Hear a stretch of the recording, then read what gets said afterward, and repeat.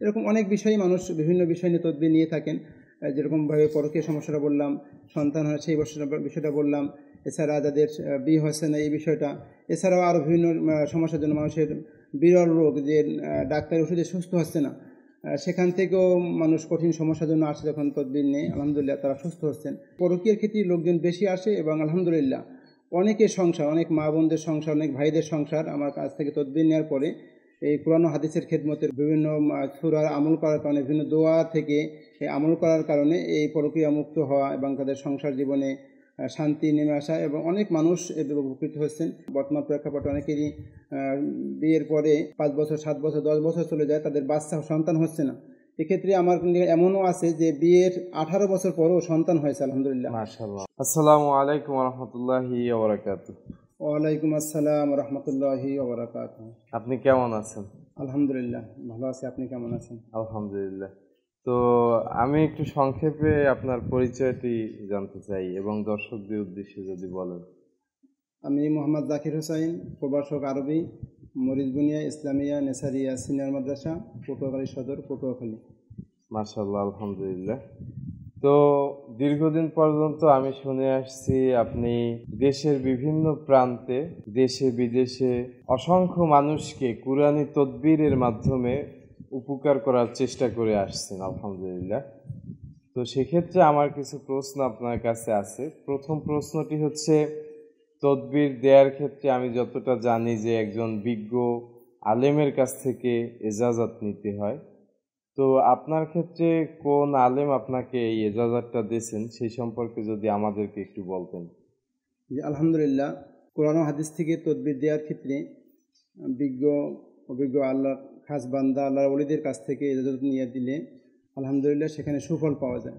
এক্ষেত্রে আমি সাসিন দারুস সুন্নাত আলিয়া মাদ্রাসায় পড়াশোনা করার অবস্থায় সাসিনা মাদ্রাসার প্রধান মুহাদ্দিস আলহাজ হযরত মাওলানা তৈবুর রহমান সাহেব, যাকে আমরা কাঠালি হুজুর বলে ডাকতাম, হুজুর কোরআন ও হাদিস থেকে বিভিন্ন বিষয়ে তদবির দিতেন। হুজুর আল্লাহর উচ্চ তবকার একজন আল্লাহর ওলি ছিলেন এবং আশিকে রাসূল ছিলেন। বিভিন্ন সময় দেশের বিভিন্ন জায়গা থেকে মানুষজন আসতো বিভিন্ন সমস্যা নিয়ে।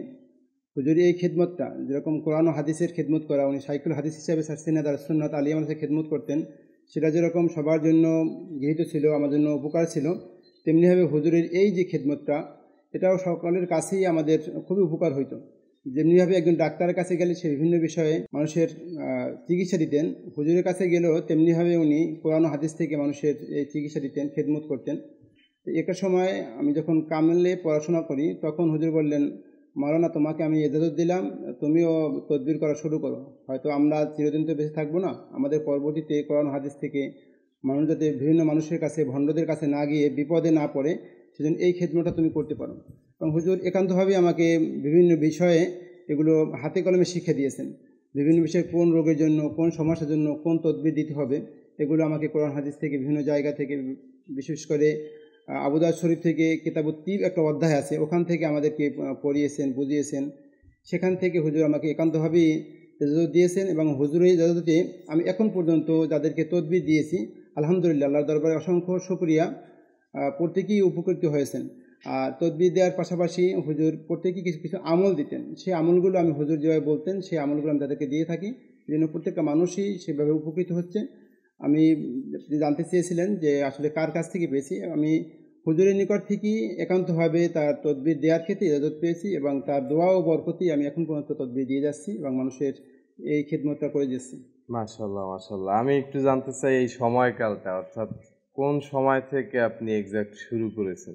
আমি 2008 সাল থেকে সম্ভবত মানুষের এই টুকটাক তদবির দেওয়া শুরু করেছিলাম। মানুষের খেদমত বিভিন্ন বিষয়ে আসতেন, তখন হুজুর একটু অসুস্থ ছিলেন, অসুস্থ থাকার কারণে বিভিন্ন বিষয়ে মানুষের তদবির হুজুর কষ্ট হইতেন, তখন থেকেই আমি এই তদবির দেওয়া শুরু করেছিলাম। মাশাআল্লাহ, আলহামদুলিল্লাহ। তো আপনি কি আনুমানিক কিছু বলতে পারবেন যে কত লোক আপনি আসলে এরকম তদবির দিতে সক্ষম হয়েছেন বা উপকৃত হয়েছে, এরকম একটা আনুমানিক আসলে ভাবে বলা তো কঠিন, তারপরও হচ্ছে একটা সময় বিভিন্ন মানুষ বিভিন্ন সময় বিভিন্ন জায়গা থেকে আসতেন, উপকৃত হইতেন। আমার মনে হচ্ছে সহস্রাধিক, তার চেয়েও বেশি হবে সম্ভবত। সেভাবে হিসাব করে রাখাটা কঠিন, কারণ বিভিন্ন সময় দেখা গেছে এক এক সপ্তাহে অনেক লোক আসে, কয়েক শত লোক আসতেন বিভিন্ন সময়। যারাই আসতেন, একজন আসলে আবার তারা উপকৃত হইলে অন্যজনকে লোকদেরকে নিয়ে আসতেন, এভাবে করে অনেক মানুষ উপকৃত হয়েছেন। বিশেষ করে করোনাকালীন সময় অনেক মানুষ দেশ এবং দেশের বাইরে তো আমার কাছ থেকে তদবির নিয়ে কোরআন ও হাদিসের এই খিদমতটা নিয়ে অনেকে উপকৃত হয়েছেন। মাশাআল্লাহ মাশাআল্লাহ। একটা সমসাময়িক প্রশ্ন আমি করতে চাই, এই সময়টাতে সব থেকে বেশি কোন রোগ বা কোন সমস্যার জন্য আপনার কাছে মানুষ আসতেছে? বিশেষ করে বর্তমান সময়ে আমাদের দেশের প্রেক্ষাপট বলি, বাহিরের প্রেক্ষাপট বলি, শেষ জমানা যেটা হয়, পর্দা না থাকার কারণে বিভিন্ন মানুষ স্বামী স্ত্রী পরকীয়ায় জড়িয়ে পড়ে। যেরকম পুরুষরাও পরকীয়ায় জড়িয়ে পড়ে, তেমনিভাবে নারীরাও পরকীয়ায় জড়িয়ে পড়ে। বেশিরভাগ সময় আমার কাছে এখন যারা আসেন, পুরুষরা আসেন, অনেক সময় তার স্ত্রী পরকীয়ায় জড়িত, অনেক সময় পুরুষরা দেশের বাইরে থাকেন, অথবা স্ত্রী গ্রামে থাকেন, উনি ঢাকাতে অথবা অন্য শহরে থাকেন রোজগারের জন্য, কিন্তু এদিকে নারীরা বিভিন্ন সময় পরকীয়ায় জড়িয়ে পড়ে, এই নিজের আপনজনের সাথেই পরকীয়ায় জড়িয়ে পড়ে, অথবা তাদের সাথে মোবাইল ফেসবুকের মাধ্যমে যোগাযোগ এরকম পরকীয়ায় জড়িয়ে পড়ে। তেমনি পুরুষরা অনেক সময় পরকীয়ায় জড়িয়ে পড়ে। উভয় ক্ষেত্রেই আসলে দেখা যাচ্ছে সমানে সমান।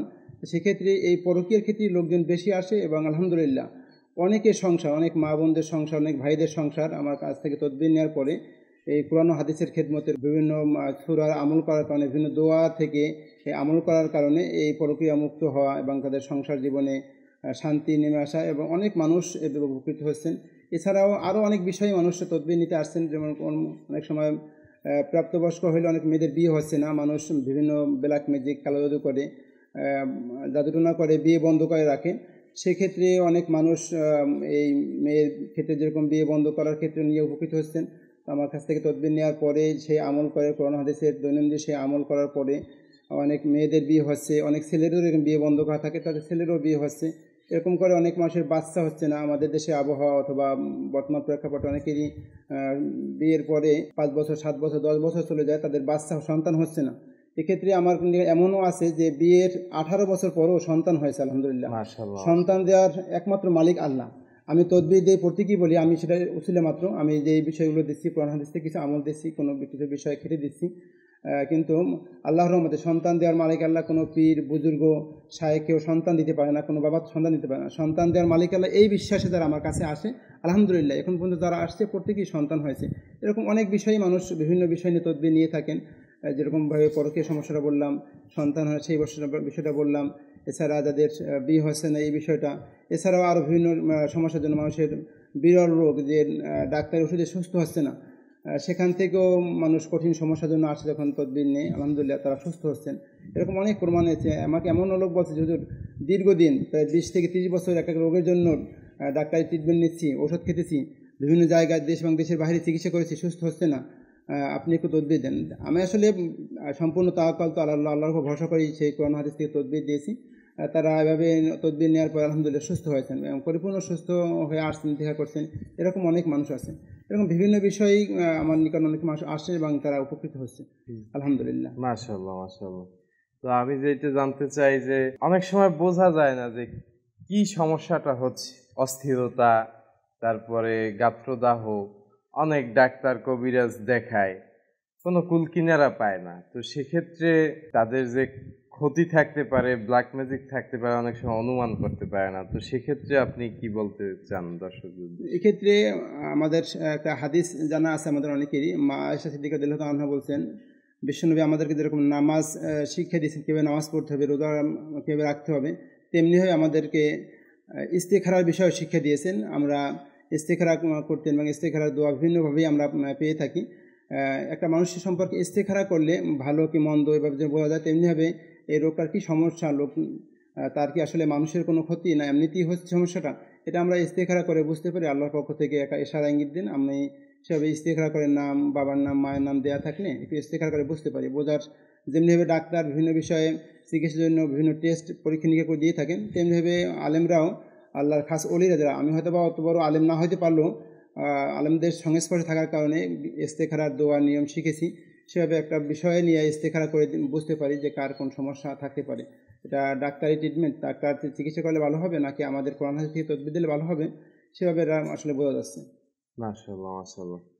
তো আপনি কি, যদি কেউ এই ভিডিওটি দেখার মাধ্যমে দেশ এবং দেশের বাহিরে থেকে আপনার কাছ থেকে তদবির নিতে চায়, তারা যদি আপনার সাথে যোগাযোগ করতে চায়, সেক্ষেত্রে যোগাযোগ কিভাবে করবে আর কি?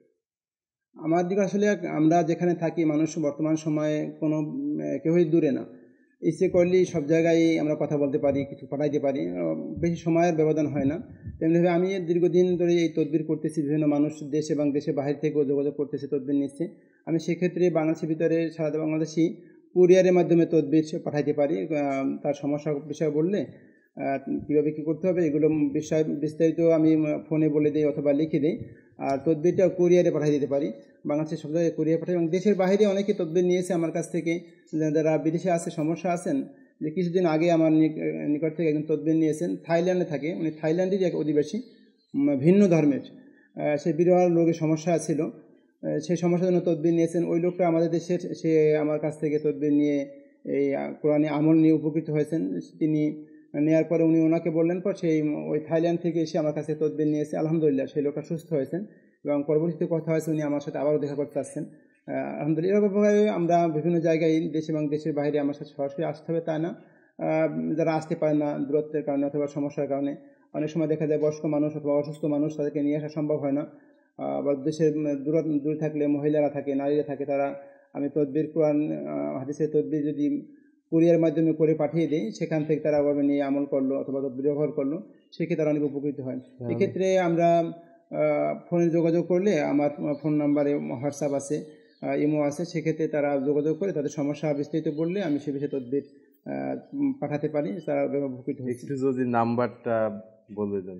আমার যে নাম্বারে হোয়াটসঅ্যাপ আছে, নাম্বারটা হচ্ছে 01723365405। এই নাম্বারটা আমার হোয়াটসঅ্যাপ আছে, ইমো আছে। এভাবে অনেকেই যোগাযোগ করতেছেন, যারা তদবির নিয়ে উপকৃত হচ্ছে।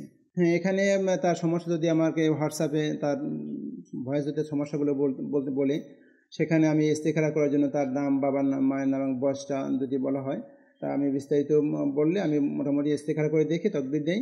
অথবা তার সমস্যা যদি সে আইডেন্টিফাই করতে পারে আমার সমস্যাটাই, যেরকমভাবে অনেকে বিয়ে হচ্ছে না, তো আমাদের সে আইডেন্টিফাই তো করার প্রয়োজন না, বয়স হয়ে যাচ্ছে 30 বছর, 32 বছর, 35 বছর হয়ে যাচ্ছে, বিয়ে হচ্ছে না, আমি বিয়ে যন্ত্র দিয়ে দিতে হবে, তাতে ইস্তেখারা করার প্রয়োজন হয় না। আবার অনেকের বাচ্চা হচ্ছে না, বিয়ের বয়স 5 বছর, 7 বছর, 10 বছর হয়েছে, কনসেপ্ট করছে না, তাদের জন্য নাম, বাবার নাম, মায়ের নাম বললে আমি উভয় তদবির দিয়ে দিতে পারি। সেক্ষেত্রে হোয়াটসঅ্যাপে ভয়েস দিতে পারে অথবা লিখে দিতে পারে, সমস্যা হয় না। আচ্ছা আচ্ছা, তাহলে আরেকটা ব্যাপার যেটা জানতে চাই সেটা হচ্ছে বেশিরভাগ ক্ষেত্রে আপনি কি উপাদান আসলে মানুষকে ব্যবহার বা মানুষের কাছে পাঠিয়ে থাকেন খাওয়ার জন্য বা ব্যবহার করার জন্য? বেশিরভাগ ক্ষেত্রে আসলে মানুষের জন্য আল্লাহ রসুল যেভাবে বলেছেন, সেক্ষেত্রে আমি কালো জিরা, লবঙ্গ, মধু, পানি এগুলো দিয়ে তদবির দিয়ে থাকি বিভিন্ন সময়। আর সিস্টেমটা হচ্ছে ভিন্ন, এক একজনের এক এক সমস্যা, তার জন্য ভিন্ন ভিন্ন জিনিস প্রয়োজন হয়। সেক্ষেত্রে যার জন্য যেটা প্রয়োজন হয় সেভাবেই পাঠিয়ে থাকি। যেরকম একটা মেয়ের বিয়ে হচ্ছে না, বয়স হয়েছে 32 বছর অথবা 35 বছর, তার জন্য আমি যে আমরা পশুর হাড়ের চিরুনি পাওয়া যায়, ম্যাক্সিমাম জায়গায় পাওয়া যায়, গ্রামে গঞ্জে শহরে, পশুর হাড়ের চিরুনির উপর তদবির করে দিই ওইটা। এছাড়াও কালো জিরা, লবঙ্গ দিয়ে থাকি, এভাবে দিলে তারা উপকৃত হচ্ছে। মাশাআল্লাহ। তো আরেকটা সর্বশেষ প্রশ্ন, সেটা হচ্ছে এই তদবিরে অবশ্যই আপনাকে একটা নির্দিষ্ট সময় ব্যয় করতে হয় প্রতি একজন মানুষের জন্য তদবির করার জন্য। তো সেক্ষেত্রে প্রত্যেকটা মানুষেরই জীবন চলার ক্ষেত্রে একটা চাহিদা থাকে, আপনি যে সময়টা ব্যয় করবেন এর তো একটা মূল্য আছে, আপনি তো শুধু শুধু একজনের জন্য এই সময়টা ব্যয় করতে পারেন না। তো সেই ব্যাপারে যদি একটু সংক্ষেপে একটা ধারণা দেন যে কেউ যদি নিতে চায় আপনাকে কিভাবে কি সে করতে পারবে আর কি। এক্ষেত্রে আসলে আমি হাদিয়া কার কাছ থেকে চেয়ে নিচ্ছি না, কিন্তু তদবির করার ক্ষেত্রে অনেকেরই অনেক কিছু জিনিস প্রয়োজন হয়। মনে করেন একজনের সমস্যা হচ্ছে তার পরকীয় সমস্যা অথবা মানুষের ক্ষতির সমস্যা, তখন তার যে জিনিসগুলো প্রয়োজন হয়, যদি কারোর বর্তমান সময়ে বাজারের দাম সবাই অনেকেই জানে, দ্রব্যমূল্যের ঊর্ধ্বগতি, সেক্ষেত্রে আমরা যে 100 গ্রাম লবঙ্গ যদি কাউকে দিতে হয়, 100 গ্রাম লবঙ্গের দাম বর্তমান সময়ে ব্যাপক টাকা, কালো জিরার দাম আছে, মধুর দাম আছে। সেক্ষেত্রে যদি কেউ এগুলো নিয়ে আসে আমার কাছে সরাসরি, যেটা তার যে উপকরণগুলো লাগবে, যে মধু লাগবে, কালো জিরা লাগবে, পানি লাগবে, এগুলো কেউ নিয়ে আসলে আমি তদবির করে দিলাম, তাবিজ লাগলে তাবিজ দিলাম প্রয়োজন হলে। সেক্ষেত্রে এগুলো নিয়ে আসলে আমি তদবির করে দিলাম, সে তার সামর্থ্য অনুযায়ী অথবা তার খুশি মতো সে হাদিয়া আমাকে দিয়ে যায়, সেক্ষেত্রে কোনো নেই। আর যদি মনে করেন একজন লোক দূরে আছে, আমি আসি পটুয়াখালীতে, উনি আসেন মনে করেন ঢাকাতে অথবা কক্সবাজারে আছেন অথবা সিলেটে আছেন, তখন সে এগুলো কিনে আমার কাছে পাঠাবেন কুরিয়ারে অথবা সে নিয়ে আসবেন, এটা ব্যয়বহুল হয়ে যাচ্ছে। উনি আমাকে বলেন যে হুজুর আপনি এগুলো একটু কিনে আমাকে তদবিরটা করে পাঠিয়ে দিন, সেক্ষেত্রে আপনার আমি হাদিয়া সহ এগুলো দাম দিয়ে দেবো। সেক্ষেত্রে আমাকে হাদিয়া উনি ওনার সামর্থ্য অনুযায়ী দেয়, আর এগুলোর দাম যেভাবে আসে এগুলো আমাকে দিয়ে দিচ্ছেন। হয়তো কেউ কম বেশি দিচ্ছেন, তবে অনেকে আছেন যারা, অনেক মা বোনেরা আসেন, অনেক পুরুষ মানুষও আসেন, একেবারেই আর্থিক থেকে সমস্যা, আর্থিক দিতে পারতেছেন না। অনেকে আমি ফ্রিও তদবির করে দিচ্ছি, কোরআন হাদিসে তদবির করা। অনেকে কিনতেও পারতেছেন না, যে কালো জিরা কিনবে 100 গ্রাম, সেই টাকাও তার নেই। আসলে আমি আমার নিজের থেকে অনেকে কালো জিরা কিনে দিচ্ছি, লবঙ্গ কিনে দিচ্ছি, পানি কিনে দিচ্ছি, এভাবে করে তদবির দিচ্ছি। সেক্ষেত্রে আমি কাউকে ওভাবে এক্স্যাক্টলি ওভাবে বলা যাবে না কার কীরকম খরচ হবে, যার যে সমস্যা নয় তার খরচ হয়। এভাবে সমস্যা বললে আমি বিস্তারিত বলতে পারি যে আপনার কীরকম খরচ আসতে পারে। আর হাদিয়াটা হচ্ছে এটা কোনো আসলে যার যার ব্যক্তিগত ব্যাপার। আমি পরিশ্রম করলাম, সময় দিলাম তার পিছনে, সে কি আমাকে দিবে না দিবে এটা তার ব্যাপার। সেভাবে আসলে আমাকে কি মানুষ মূল্যায়ন করে দেন, সর্বশেষ কেউ ঠকায় না। আমার সময়ের সে পরিশ্রমের সে মূল্যায়ন দিচ্ছে, ম্যাক্সিমাম লোকগুলো মূল্যায়ন দিচ্ছে। আর আলহামদুলিল্লাহ যারা এ পর্যন্ত অনেক মানুষ তো নিয়ে উপকৃত হচ্ছেন, অনেকেই পরবর্তী যোগাযোগ করতেছেন, অনেকে আসলে যোগাযোগ করার সুযোগ হয় না, তারা উপকৃত হচ্ছেন এবং আমার সাথে সুক্রিয়া জ্ঞাপন করা, ধন্যবাদ জানানো এভাবে করছেন। পরবার কিছু হাদিয়া তোফা দেওয়া এভাবে দিচ্ছেন মানুষ অনেকেই। মাশাআল্লাহ, আলহামদুলিল্লাহ, ভালো লাগছে যে আপনার যারা আপনার কাছে নিয়ে উপকার হয় তারা মূল্যায়ন করে। কিন্তু আমি যতটা জানি অনেকেই দীর্ঘ বছর লাখ লাখ টাকা খরচ করে ডাক্তার কবিরাজের মাধ্যমে চেষ্টা করে তাদের সন্তানের জন্য বিভিন্ন ধরনের সমস্যা তারা চেষ্টা করে উপশম পাওয়ার, কিন্তু পায় না। সর্বশেষ একজন হুজুরের কাছ থেকে কোরআনী তদবির নিয়ে সে উপকৃত হওয়ার পর সে আসলে সেই মূল্যায়নটা করে না। অনেক সময় দেখি যে লাখ লাখ টাকা খরচ করে আসছে, এখন হুজুরের কাছে 500 টাকার তদবির নিতেও সে কৃপণতা করে। তো তাদের মানে এরকম যদি কারো মন মানসিকতা থাকে তাহলে তাদের উদ্দেশ্যে যদি কিছু বলেন। একবার আমার এক ছাত্র আমার নিকট আসলো, আমি মসজিদে ইমামতি করতাম। আসরের নামাজ শেষে নামাজের পরে বলল, হুজুর আমার এক রিলেটিভ, তার দীর্ঘদিন হচ্ছে সন্তান হচ্ছে না, ম্যাক্সিমাম বছর 17 বছরের কোনো বাচ্চা হচ্ছিল না। তা আমি তাকে কোরআন হাদিস থেকে যেভাবে তদবির দেওয়া সেভাবে তদবির দিয়েছিলাম। বিশেষ করে তার জন্য যেটা প্রয়োজন হয়, স্বামী স্ত্রী উভয়ই সেটা খেয়েছিল। আর আমার কিছু তদবির নিলে আমার প্রত্যেকটা মানুষ কিছু শর্ত থাকে, যেরকম আমার তদবিরের পর কিছু আমল করতে হবে। কোরআনের কিছু আয়াত আছে, কিছু সূরা আছে, কিছু দোয়া আছে, আর বিশ্বনবীর শেখানো কিছু দোয়া, এগুলো পড়তে হবে। পড়ার পর কায়মানবাইকে আল্লাহ রাব্বুল আলামিনের নিকট বলতে হবে। এভাবে করে ওই ব্যক্তিকে আমি এভাবে দিয়েছিলাম। তখন আমি যখন তদবির দিই তখন বলছি, হুজুর আমার যদি সন্তান হয় তাহলে আমি আপনাকে, যেটা মানুষের প্রত্যেকটা মুসলমানের সর্বশেষ চাওয়া থাকে এবং চাওয়া পাওয়া থাকে, যে আপনাকে একটা হজ জিয়ারত করাবো। এভাবে করে আমি বলছি, আপনি শর্তটা যেটা বলছেন, আপনি এটা আবেগের বিষয়, বাস্তবতা কিন্তু অনেক কঠিন, এটা বুঝে বলেন। বলছেন, না হুজুর আমাকে আল্লাহর ধন সম্পদ দিয়েছে, আমি আপনাকে হজ করাবো। এভাবে করে আসলে উনি তদবির নিয়েছেন, কিন্তু আমি তার নিকট কিন্তু এভাবে চাইনি। সেক্ষেত্রে আসলে যে উনি আমার কাছে তদবির নেওয়ার পর আমার সন্তান হইল, সন্তান হওয়ার পর আলহামদুলিল্লাহ উনি আমাকে জানিয়েছেন আমার তার ছেলে সন্তান হয়েছে। কিন্তু আমি তাকে বলেছিলাম, আপনার কিন্তু একটা কথা বলে গিয়েছিলেন, আপনি একটা ওয়াদা করে গেছিলেন, আপনি ওয়াদাটা পালন করতে পারবেন কি, কখন করবেন সেভাবে সে আমাকে জানায়েন। তা উনি বিভিন্ন বিষয়েই আস্তে আস্তে দেরি করতেছিল। তো একটা সময় আসলে আমার ওরকম খেয়ালও নেই, কারণ আমি ব্যস্ত মানুষ, শিক্ষক মানুষ, আমি পড়াতেছিলাম, ক্লাস নিতেছিলাম। এক সময় আমার ওই ছাত্র বলল, হুজুর তার তো বাচ্চা হয়েছিল, কিন্তু আপনাকে হজে নেওয়ার কথা ছিল, কিন্তু উনি তো হজে নিচ্ছিল না। তা এখন হুজুর তার কি কোনো সমস্যা হয়েছিল না? এরা আল্লাহ রাব্বুল আলামিন, উনি ওয়াদা করেছেন আল্লাহর ঘর মসজিদে বসে, এটা আল্লাহই ভালো জানেন তার কী হবে। আর আমি তো তাকে বলছিলাম যে আবেগ এবং বাস্তবতা ভিন্ন। উনি সেক্ষেত্রে আমাকে পরবর্তী আর যোগাযোগ না করায় একটা সময় আমাকে প্রায় বছরখানেক পরে যোগাযোগ করলো, হুজুর আমার বাচ্চারা খুব অসুস্থ, আপনি একটু আমাকে তদবির দেন। আমার কাছে কেমন জানি ভালো লাগলো না বিষয়টা। উনি দীর্ঘদিন যোগাযোগ করে নেয়। তারপরও আমি তার সাথে বললাম, ঠিক আছে একবার নিয়ে আসেন। তা উনি দেশের বাইরে থাকতেন, তা উনি নিয়ে আসতে দেরি হয়ে গেল। পরবর্তীতে তার বাচ্চাটার বাঁচিনি, মারা গেছেন। তা সেক্ষেত্রে আমি বলবো, যারা আসলে এই তদবির দেওয়াটা হচ্ছে, আমি কোরআন হাদিস থেকে ফিসাবিলিল্লাহ দিচ্ছি, আপনি যদি হাদিয়া না দেন সমস্যা নেই, কিন্তু আবেগ নিয়ে মানুষ, আবেগ বিশেষ করে আল্লাহ রাব্বুল আলামিনের সাথে ওয়াদা করলে, কার সাথে কিছু দেওয়ার প্রতিশ্রুতি দিলে সেটা অবশ্যই আদায় করতে হবে। আর আসলে আমরা মানুষ তো বিভিন্ন সময়ে যখন সমস্যায় পড়ি তখন অনেক কিছুই দিতে চাচ্ছি, অনেক কিছু করতে চাচ্ছি, কিন্তু যখন সমস্যাটা উত্তীর্ণ হয়ে যায় আমরা বিভিন্ন সময় ভুলে যাই। ভুলে যাওয়াটা স্বাভাবিক, ছোটোখাটো বিষয় আমরা ভুলে যাই, কিন্তু এই ধরনের বড় কোনো কথা, বড় কোনো কাজের কথা বললে এইগুলো আদায় করা প্রত্যেকটা মানুষেরই প্রয়োজন। সেক্ষেত্রে আমার ওই লোকটা পরবর্তী অনেক আসছে, অনেক কান্নাকাটি করছে, হুজুর আমার আর সন্তান হচ্ছে না। আমি বলছি যে আপনি যে কাজগুলো ওয়াদা ভঙ্গ করেছেন, আল্লাহ রাব্বুল আলামিন কাছে ক্ষমা চান, আল্লাহ যদি ক্ষমা করেন আপনাকে আল্লাহ করতে পারেন, আল্লাহ সন্তান দিতে পারেন। তা আপনি আল্লাহ রাব্বুল আলামিনের নিকট ক্ষমা চান। তা আমাদের প্রত্যেকটা মানুষই উচিত যে আসলে আমি প্রথমেই বলেছি, পরবর্তী আমি কোরআন হাদিস থেকে তদবির দিই। এখানে সম্পূর্ণই কোরআন হাদিস থেকে আল্লাহ রসুলের শেখানো দোয়া, পবিত্র কোরআনের বিভিন্ন আয়াত সূরা দোয়াগুলো থেকে দিচ্ছি। সেক্ষেত্রে আমাদের প্রত্যেকেরই উচিত যে অনুযায়ী নিচ্ছি তাকে মূল্যায়ন করা, অথবা যেভাবে বলা একজন আলেমের কাছ থেকে তদবির নিলে তাকে সেভাবে মূল্যায়ন করা এবং কোরআন হাদিসে সে আমলগুলো ঠিকভাবে করা।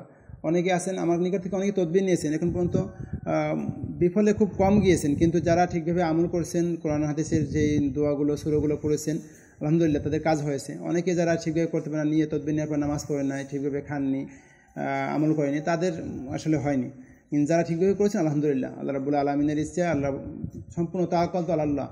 আমার নাকি তদবির নিলে হবে এরকম না, তাওয়াক্কুল করতে হবে আল্লাহর উপর, যে আল্লাহ আমার সমস্যা থেকে সমাধান করতে পারবেন। এই বিশ্বাস, এই তাওয়াক্কুল নিয়ে, এই ইতিকাদ নিয়ে তদবির নিলে আলহামদুলিল্লাহ আল্লাহর নিকট থেকে এভাবে করে ইতিকাদ থাকলে তার উপকৃত হবেন ইনশাআল্লাহ।